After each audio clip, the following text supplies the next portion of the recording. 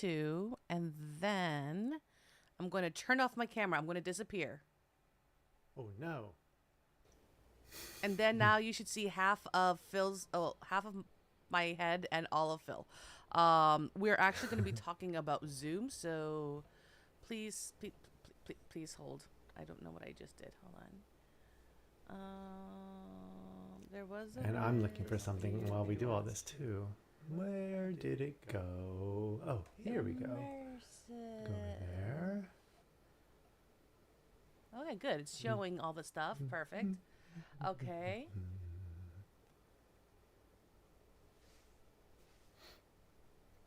All right, there it is. That's it. Okay. Okay. So then let me go ahead and make this smaller. So you're going to move down. Look, we got a like on Zoom. I mean, we got a like in YouTube already. Yay! I wonder who did that.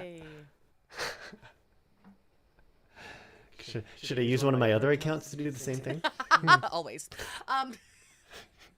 It's like, how many likes can I give myself? Look, I'm moving around. Oh, look at that. Oh, okay. I shouldn't watch that while I'm doing that. So yeah, so we're doing something absolutely new today. We're going to be talking about Zoom. So I am hoping that this will work. So which it should. We'll see. But how are you, Phil?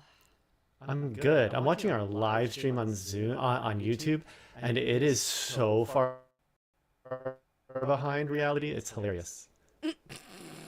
Like way behind. Not like 5 seconds behind. We're talking like half a minute to a minute behind. Meh. Yeah, I think it's about a minute behind. That is hilarious. Oh well. So much for real streaming. It's still live. It's just a minute behind. Give it time. Yeah. It's live-ish. Well, I know that they have their own like bots and stuff, and of course now it just froze. That's hilarious. Or maybe is that my internet? Let me see if it's. Hold on. I also have like 1 second. Let me make sure it's not. Yeah, things are like not running right. Let me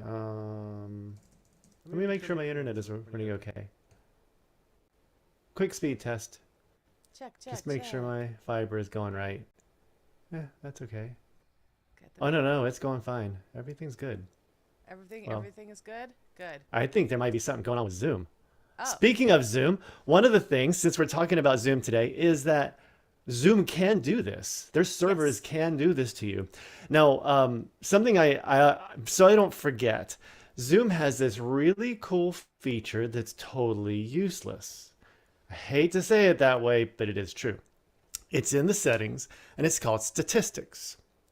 Now, those statistics show you your bandwidth and the other person's bandwidth, and I think that's pretty accurate. That's the one part that's pretty accurate. Then if you go into its audio or video statistics, it gives you a latency.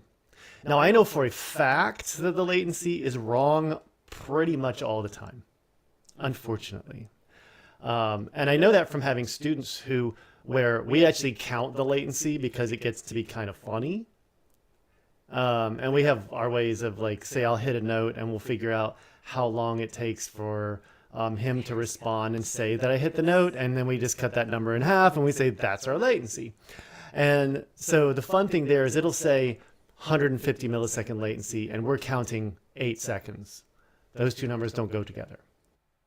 So unfortunately it's never worked, but it's kind of a nice little feature to look at. And the reason I like it is if you notice you are in a lesson or you're teaching someone, and you're like, notice that all of a sudden one of you is kind of like getting super, super glitchy, or their voice is going in and out.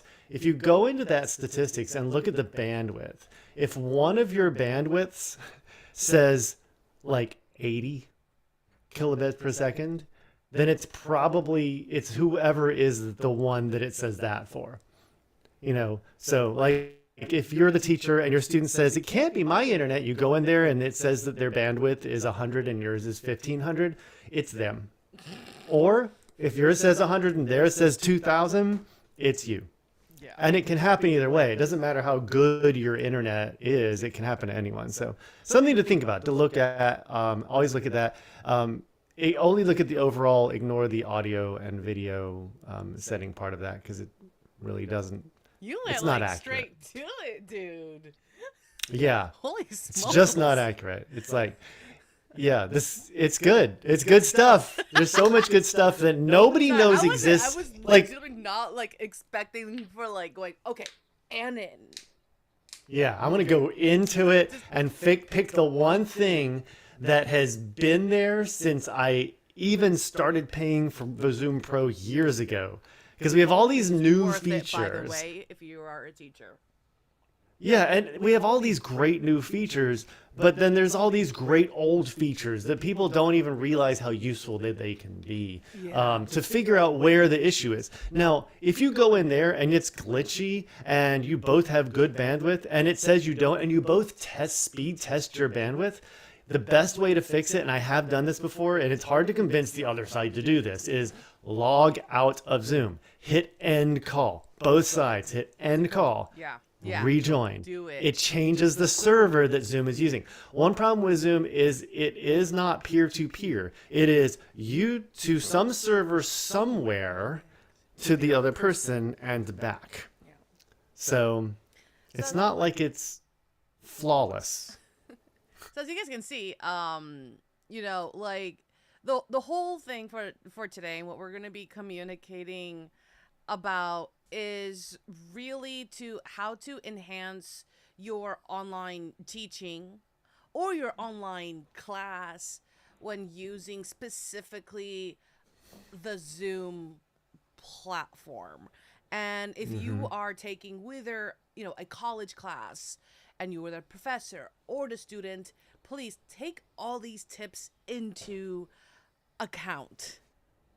All right, we're going to be breaking down, as you can see, Zoom tips and Zoom tricks, so you literally know how to benefit this and enhance your learning without checking your Facebook or TikTok or whatever distracting app or platform you guys use, because there are Whatever it may ways. Trust me, teachers know.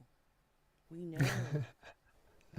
And it is getting more advanced. Just know that as you're using AI to help you, AI is advancing and will eventually help those teachers track your eye movements. You think, We're actually wow, going that to seems be a little talking crazy. about that. Already doing that. Did It's you? starting to get there. And yeah, and it'll track it to say, hey, we're pretty sure this person was playing a video game, or this person was reading a book, or this person was only on TikTok the entire time. Yeah. So today we are going to be talking about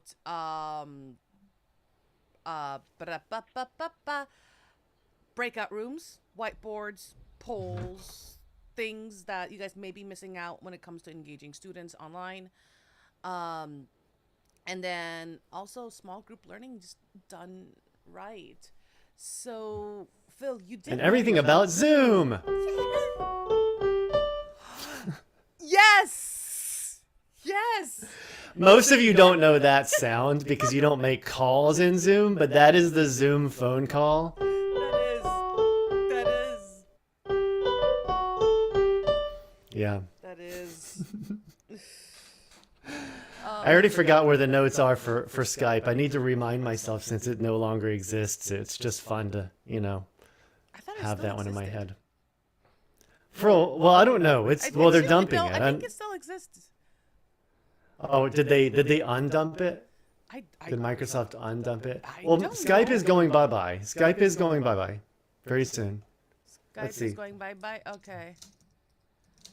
When When is Skype going away? shut May 5th. down? I'm wrong. May 5th is the day. So everybody on May 4th, May 5th. everybody make a Skype call just for Oh, fun. May 4th. May the 4th be with you. Yes. Exactly. Perfect. Star Wars Day, make a Skype call. You know what? The last time I used Skype was a couple years ago. My uncle died, and I needed to call someone in England, and I was just like, I didn't even think to use like try to use WhatsApp. So I was just like, I paid Microsoft so that I could make a phone call because to call England through Skype, and I didn't realize that my cell phone company doesn't charge me to call England at all now. I had no idea.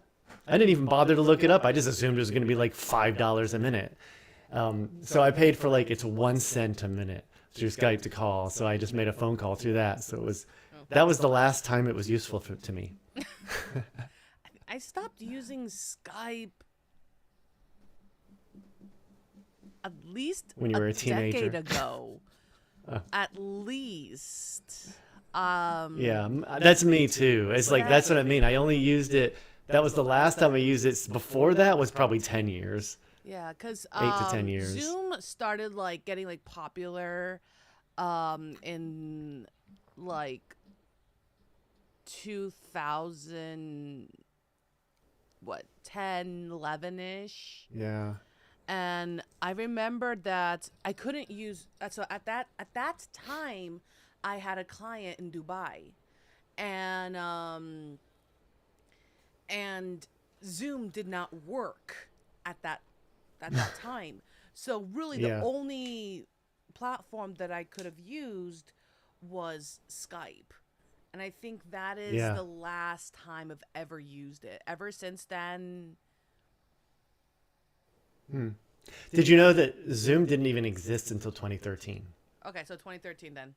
So it's So only a it's early 12, 2010s. 12 year and 2 month old program. Not even. It's a Almost preteen. exactly 12 months and 2 years. I mean, 12 years and 2 months. Yeah. It's not even a teenager yet. It's a preteen. January 25th of next year. That's amazing.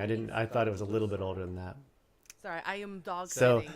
th- there are other things in Zoom. I know Rosita mentioned some things and I want to talk about some things as well. Like one of the most important things for musicians that we'll talk about today. And I'll even attempt to show my phone to show people how to fix audio issues, since Zoom is the best and the worst at the same time for audio. The best because it is the best, the worst because it's hard to deal with. There's the puppy again. This is a different puppy. This is my puppy. Oh, it's another puppy. That's your puppy. Yeah. I was like, that puppy looks like your puppy. The other one is the one I'm dog sitting right now. Ah, That was a I see. beagle. They were trying to like jump on me, so I was like, fine. Next dog. I didn't even drop you. You okay? I did not tell you to put that online. Okay. All right, not being distracted. But so one of the biggest things, if you don't mind, Go ahead. so as you know, like well, outside tutoring, I also develop programs, right? Like training programs. So one of the things, especially just like in regular meetings, is utilizing breakout rooms. And I can pre-assign, say, students or clients before class starts. And by doing that, and this is why I did a window capture through OBS so you guys can see what I'm doing on the Zoom screen. So that's why we're just teeny little people right now. So if you go to breakout rooms. Now, I want to let you know that on YouTube, it's just two tiny pictures of you and I. Okay, no, There's Lily, nothing did more you have to showing. bring the squeaker?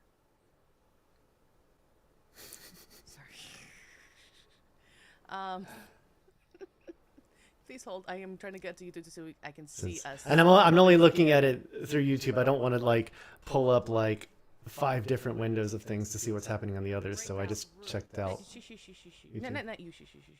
I'm talking to that. Okay, yeah. It's fine. That's actually kind of Okay. like I was kind of hoping that would look like. So we Okay, are good. good. We are good. Okay, good. Just making sure. Okay. Yeah, oh, I see that it is the Zoom screen. I get it now. Okay, I get Yeah. it. You're So you doing can that see way. like yeah. Yeah, So when you moved the cursor, then I saw that it was the Zoom screen. I didn't even see in the top corner the original sound thing. so you're gonna get this thing's called recreate. Create, and then you can choose by using the drop arrow. Um, I'm hoping that you guys can see this. And you can choose how many number of breakout rooms that you want. So let's say that you have guests, right? Or if you have, so an instance, with the Palisades, so I've been working with them. So we have some tutors for math. So those are teaching, say, like geometry. The other break room is for algebra. So those students will go to that particular class, but it's still within the same call. And you can name them accordingly. And you can assign automatically, you can assign manually, or you can let participants choose the room. And then all you have to do is, as I know you can't see it right now, Phil, via the Zoom, but you might have to see it from Yeah, the I'm looking over platform. on YouTube But what you're showing. you can name the room, and then you click up open all rooms. And then if you need to add rooms, you absolutely could. So that's like one of the benefits of using the break rooms. And also, I've known tutors to use a break room as a timeout room or as a study room. So when a student gets like overwhelmed, there's like a lot of distraction. So for those that have like, say, neurodevelopmental disorders, sometimes the online can be a little bit too much for them. So there's like a room that they can go to, just like how we have our own space in a classroom if you're an in-person teacher. Hmm. Cool. So yeah, do you use the break room at all, Phil? Never. Never. Because I don't teach group classes through Zoom ever. I True. have never ever taught a group class. So they are not useful for individual lessons. Because I mean, what No, would you they're use it for? not. They're You're not already useful in for a individual lessons. No. no, you're already in a break room. It basically just is. That's all you are is a break room. So no, I have not used them for that. I can see it being potentially useful. Most of the classes that I've ever taught, I mean, try not to teach a class that has too many people in it. I like classes that are 10 or less generally. So and it could potentially be useful, but I mean, in such a small class, it doesn't have as many use. It doesn't. It's not as useful, but it is a great tool to have built into this. Yeah, it I do like that. really it it really is, especially like I had a moment. Like it's like having multiple mini classrooms Hmm. inside one Zoom session. And a cool Yeah. thing too is that, let's say, when for those that do teach a group lesson and you want to do a group activity and you don't want those students to Hmm. hear each other, and you're not getting bombarded by, students go yapping and trying to message each other, and it's a disaster. These break rooms can be held Hmm. for like those group activities, so they can chat, talk among each other without it literally blowing up in your face. And it Yeah. avoids confusion. It's more organized. You still can upload things within the break room as well. So, Yeah. oh, and Now, I want to say something on that. If you are a student and you are blowing up the chat, and the teacher's like, please stop blowing up the chat. please If stop. you are trying to talk to one person, you are able to choose that person to chat to, and only that person, including the teacher, will not see it. Only that person will see that chat. So that is something to keep in mind. So Yeah, if you're just, you can DM people. there's a blue thing when you click the chat, and then you'll see a down Hmm. arrow, and then it'll say meeting group chat, and then it'll have all of the participants inside that chat, as you guys can Yeah. see. So if I wanted, well, granted, Phil is the only person here, but Yeah, let's it's just say two of that us. there's like 10 other people. I will just, click his name, and then I will write, "Hi, this class is bomb," in the best And way. then But and no then one can I see that in the meeting group chat. see nobody watching. Like, no, if you were in this Zoom meeting with us, you wouldn't be able to see what we just did, what we just wrote. You can Exactly. only see it because, of course, you're seeing Rosita's screen. Yes. And then what? Okay, and then let's see what else. What else? What else? What else? What else? Oh, also you can set a timer so students know how long they have. I Oh, cool. forgot how to do that. I haven't used that option in a while. I haven't Um, used that option. but you can. Um, because right Oh, now I'm there's a dealing with timer adults. app. So online. Um, Yeah, I guess this is there's a timer app in here that would have to there's be a added. no. It's specifically a timer for the breakout rooms. Oh, okay. So when you go, oh, okay, now I remember. Okay. I can't do it now because I do not have a breakout room set. Actually, I wonder. Give me a second. Let me do Mm-hmm. this. I'm going to assign Philip to room one, and then let's hope that works. And then I click join. Join room one. You guys are not going to see me, maybe. We'll soon find out. Okay. And And there we are. then I go to You set a 10 um second timer. no, there's supposed to be options or like more. I don't want docs. Mother of macaronis. Um okay. Hold on. Hmm. I okay, I'm going to leave the room. Leave breakout room. Returning to main session. Go back to the main session, Phil. All right. I will have to think of this, but it was options or setting no set or settings, and then you select a countdown timer. It should say timer on it, and then you're able to choose the duration of time. It's really helpful, especially because time management is so important, not just in classroom environments, but also in Mm-hmm.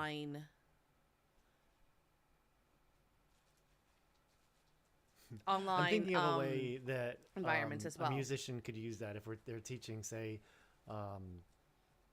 a choir. I don't know, whatever, online, which is like that's just disastrous in my brain to begin with, because I know that teachers did it through COVID, and I'm like, you can't teach choir through online, and I just like you really Technically, can't because they can't sing together. mm, Even though I know people did it and teachers did it and said, yeah, it worked fine. I'm like, no, it didn't. You just think it did. it's you were able to sing and hear everyone, but it wasn't Ish. as you know. Well, in Zoom, you actually can't because some people won't be heard at all. Some people will be glitchy and some people will be heard. And then some people have really bad internet. So their latency is like 10 seconds. And so all of that means that that choir will be like I don't know, it might as well just be Schoenberg at that point. Mm.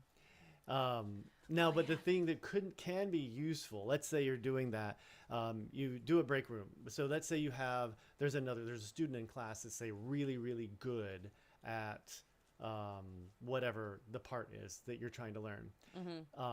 If you know you can trust that student to help the other students, like I was in orchestra in high school, and we would do that all the time. So the violas would go out into a room by ourselves and practice our part. And one of us, like usually the first chair viola player, which was me, would help everybody else learn their part. And a similar kind of thing you can do also. And now we have a whiteboard. Yes, we do. I actually do use this a lot. And there's also a lot of tools that I actually don't use, but there's a lot you can. There's a lot of integrations. So I use this like so when doing with project management, I use this a lot because it's I can integrate this with Asana or Jira, depending on the company that uses that. Unfortunately, Notion is not one of them yet. But everyone can participate. It's a wonderful visual thing to keep everyone engaged. And are you having fun? Yeah, well, you said everyone can participate. So I can also put all eyes on me. And then also like there are more tools like laser, comment panel, presentation, private mode. My favorite, here's the timer that I was telling you guys about. You can also use this for like your meetings or for like any like language activity, singing activity.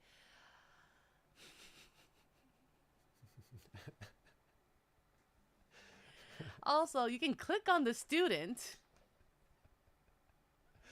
and then kick And him out. deny him access. Yes, you could. What did that button But you do? can add the timer. There's so many things. If you click more tools, I don't know if you guys can see this, but you will see the participants that are able to access the whiteboard. Let me close this off. All I know is on YouTube, somehow we are just like totally frozen.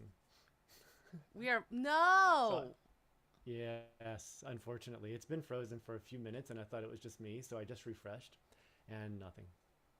It says we're still live, but it's nothing. Okay, well I'm not. I'm Oh, you know invisible to what? YouTube. The audio is not, because I just unmuted and I can still hear us. The video is locked in YouTube, and I refreshed, so well, hopefully it'll be okay in the replay, since I'm the only Hold one in on. there anyway. No, I am invisible, but it should show. Oh, because you can't see the whiteboard. Give me a second here. Oh, interesting. Okay, that's all it is. I see. Nobody gets to see my beautiful picture that I made? He is drawing a picture, guys. Yes. There you guys go. Isn't it the best? I'm a musician, not an artist, so just there. I don't know. Like, you can do better than that? No, I absolutely can't. So, anywho, It's not with a touch on. you can put this in presentation mode. There's a comment panel. If you're doing a presentation, you could add a little. Oh, I took out your eyeball. Laser. Oh no. Cross-eyed now. Okay, that's all right. A timer that you can also use. And also you can upload things and also upload tables and charts. It's a great interactive way just to have your students just have that interaction. One of the biggest hurdles that we have when it comes to online teaching is having and maintaining the interaction that we do miss in-person learning environment. Yeah. I can't do the photo. I can't do the drawing. I know. It's too It was good. so You can't gorgeous. stand it. It was Yeah. so good you can't stand. You can't just keep looking at it. Exactly. So yeah. So on that note, with whiteboards, I know this is all a thing all about Zoom, but as a musician, the Zoom whiteboard is just about as useful as something I hate. I don't know. It's pretty much like I don't know. It's useful, and it's useful for me to go, hey, let's draw a picture that I can't use as a music teacher. That's pretty much it. Fair enough. But I do use it though. so no, but there are. Here's the thing. I also use Rock Out Loud. So if I have a student where I really need to use a whiteboard, now Rock Out Loud is a musician version of Zoom, basically. And if anyone wants it, let me know. DM me. I can send you a link to getting it. It's $10 a month, so $120 a year. So a little bit less than Zoom. I pay for both. Its whiteboard has musician things integrated into it, like staffs, clefs, notes that you can move around. So like theory-based stuff. And they also ask you when you sign up, what do you teach? Do you teach singing? Do you teach piano? Do you teach trumpet? Whatever. So that they give you tools to help you with that specific instrument. If you teach multiple instruments, they charge a little bit more so that you can use the tools for whatever instrument you're teaching like that day. But it's not much more. So it's actually pretty cool. So that's one way it can be useful. Not that I think whiteboards are great to a point, but for a musician that you are teaching online. Yeah. So like if you're teaching an instrument, you're not going to use it as much in comparison, say like teaching a language or math or like anything else. Really, when I taught people how to sing, I would use the whiteboard only to teach the music theory of it, because every singer must know at least the fundamentals of music theory. That's fact. Not they should. debatable. And that's why I just do lots of share screens with theory with my singers, because I just can't stand using the Zoom whiteboard for that. It's just harder for me to use it. And I have other tools that I use for that instead. Yeah. But it can work. It can work. Not that it can't. And also, so it's like we also, again, going back into that interaction and the engaging, we don't want to teach at our students, right? In an online environment. We want to make the class immersive within the subject that you are teaching and or coaching. And so that's why even when you shared screens on Zoom, unless if it's a Chromebook, you can annotate. Yeah. So you can write on the screen that the host or that whatever person is sharing. Yeah. And so as a musician, there's one thing I don't want to forget about this. And Rosita knows about this one too, because I see you have your thing at the top that says original sound for musicians. It's either on or it's off. What does off mean? Off. So on means you can hear me play my piano. Off means that you might not, it might be something in between. With me, it sounds like this. Not. Yeah. And I've had some students where when they play, I see their fingers go down and I hear absolutely nothing. Now, occasionally, if you're a teacher, you may go through this process of turning original sound on and you still don't hear your student. At that point, I did find a workaround with a student recently, thankfully.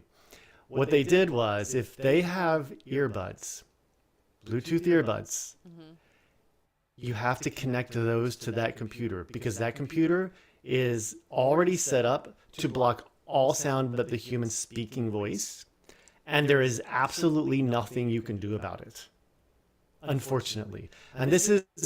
Now, you would think this would be more Apple's, because it was Apple computers at first. Now it's more new Microsoft computers, unfortunately. And oddly, mostly Lenovo's, which was kind of bugging me. But I don't know if it's specifically them or not doing it.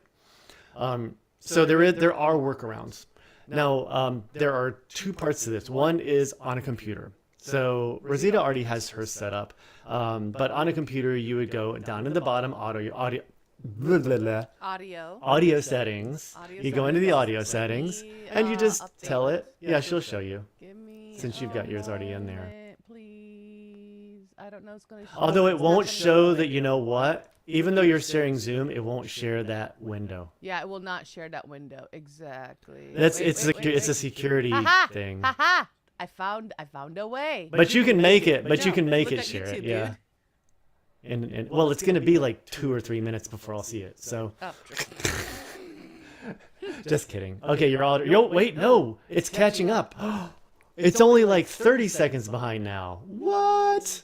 Okay. Anyway, you go into those audio settings, and in there you'll see audio profile, and you just have to make sure it says original sound for musicians as the option.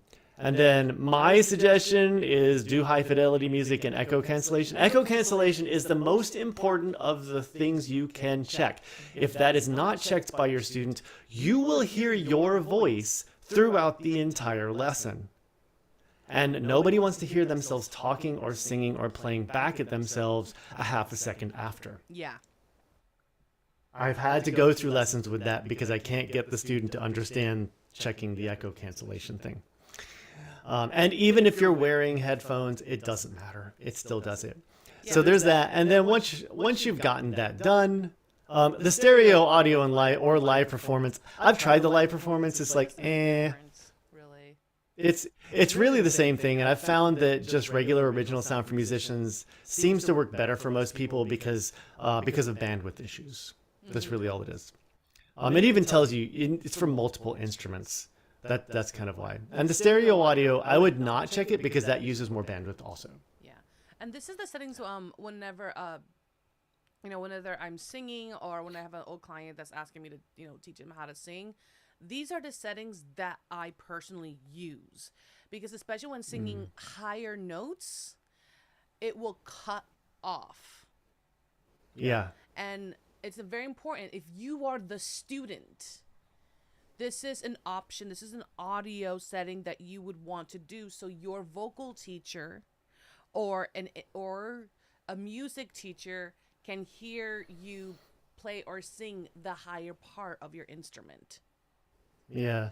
And at that point it's also not blocking dynamic range either. The other thing, speaking of that, not blocking dynamic range, that's another setting in audio, which reminded me, I'm glad you're still in there. It's the underneath the microphone where it says automatically adjust microphone volume. Uncheck that if you're teaching an instrument. Wait, what? If you are not teaching an instrument, go ahead and check it because then, it's great. It'll help make sure that the student can hear you all the time. But you don't want that checked. And then also too, let's say that you're using a Bluetooth headphone set, right? That has microphone and hopefully you're not taking a singing lesson in a public place. Hopefully not. Charlie, enough.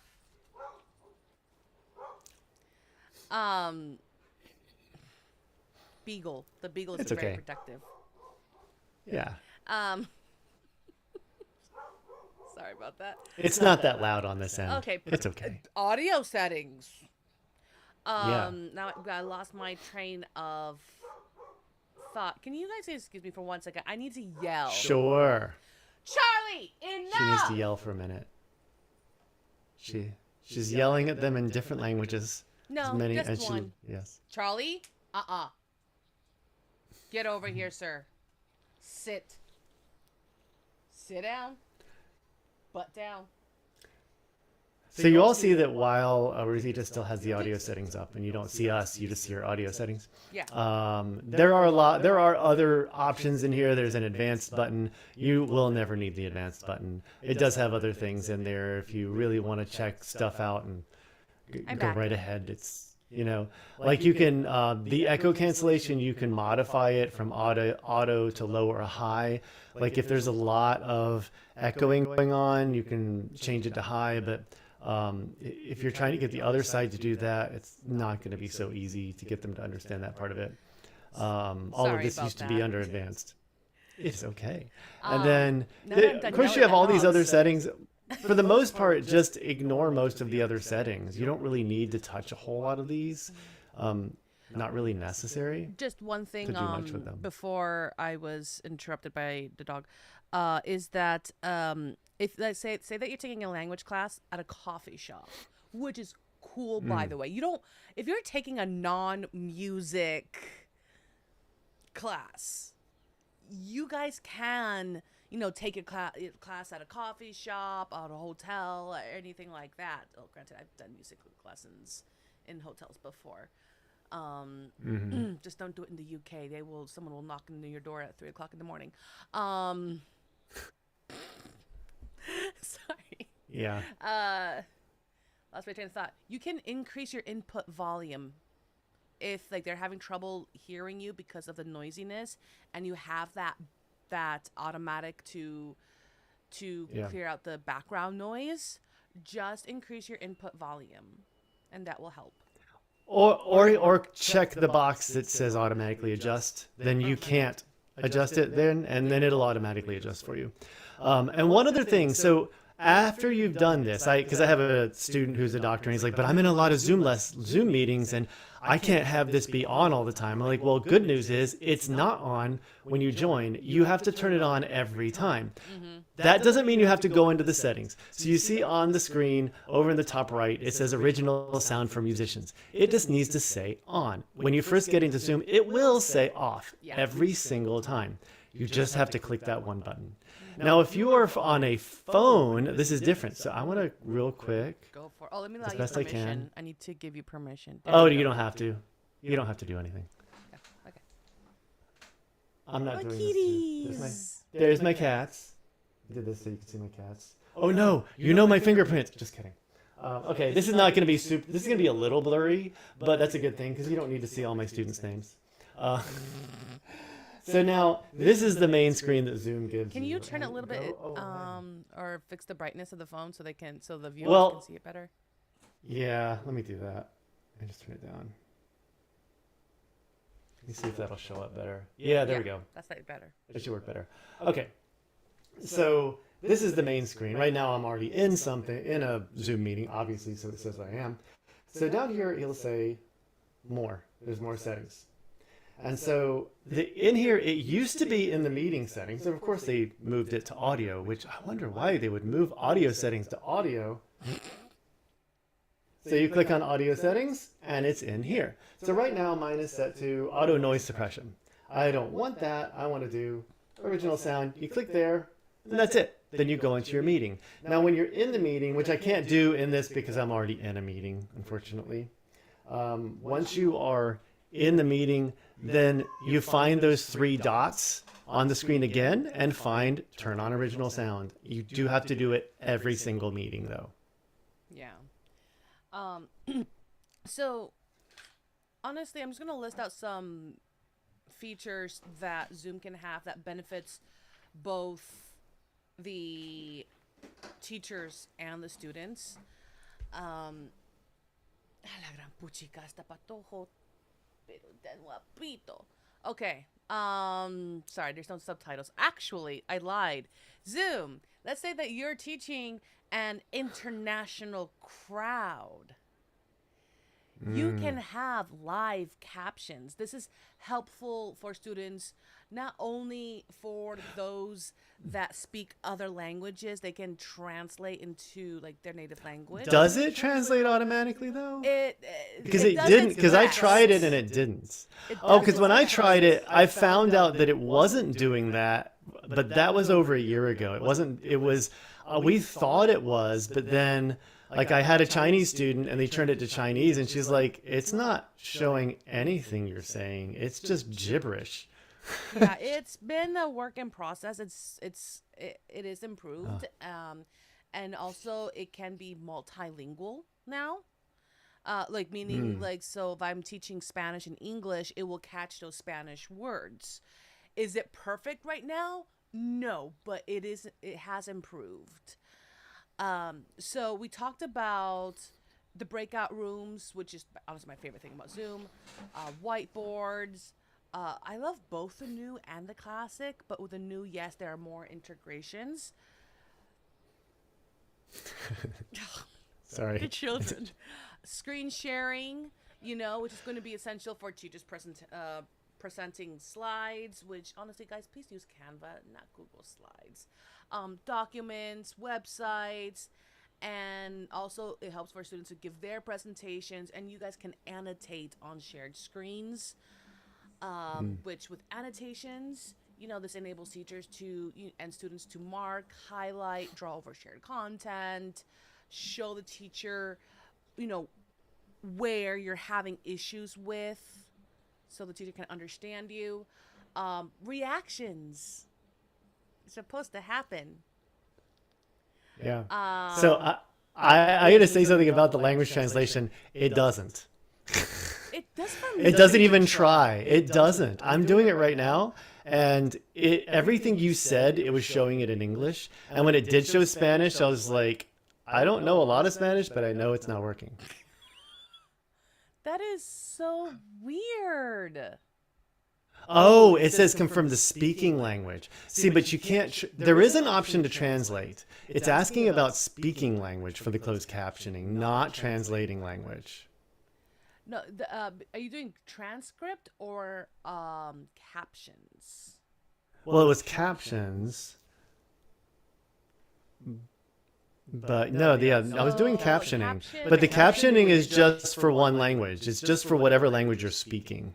Okay. It's not a translator. Well, I'm going to put the caption language in Spanish. I already did that. I've done that. I've got Spanish on there. And every now and then it'll show a Spanish phrase, but most of the time, like right now, it says his. It's like every now and then it will show something in Spanish. Like I said, it's because a it's work something process. similar sounding. So I don't think it's trying to do that at all. Face ID? I didn't say Face ID. See? Not even close. And then what is that? That's a mix of French and Spanish. Oh my God, what is it doing?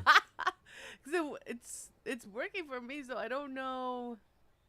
No, and then it just thought I said CC, no, yes, yes, no. I'm like, no, I didn't say yes even once or no even once. It's totally off. It's never worked for me. It's never done Oh, I see the anything French. translating. Yeah, it was weird. Oh, See, and when you said, "Oh, I see the French," it showed it in English.